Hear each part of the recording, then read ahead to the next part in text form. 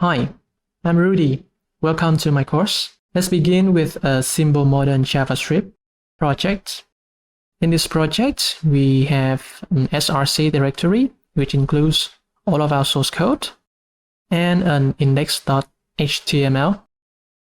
In the past, to add JavaScript into HTML, we simply included a script tag and then specify the path to the JavaScript file like this.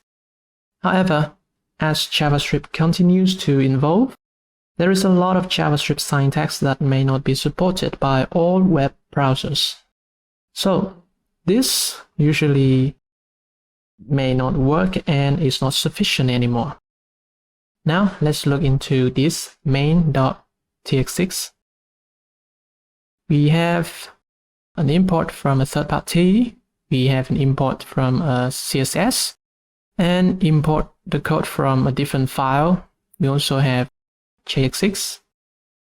And inside app.txt, we use Typescript as well as other modern JavaScript syntax.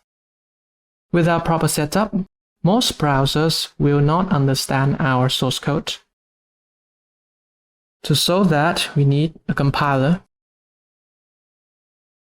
You can either use Babel or Typescript compiler, as well as other tools. A compiler helps to compile our modern JavaScript into older version so that it can run on all browsers. Now let's try Typescript compiler. If you are curious about Typescript setup, you can clone the repository in here. Now I will run Typescript compiler. Because it's already installed inside Node modules, so I will run it like this: Node module.bin tsc. Okay. So this is the output. The main.txt is compiled into main.js, and you can see that the txt is compiled into JavaScript. The app.txt is compiled into app.js. Most of the modern JavaScript is compiled into older version.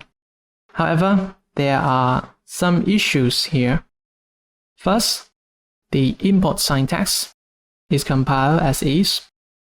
Typescript just compiles one file to another and does not do the bundling.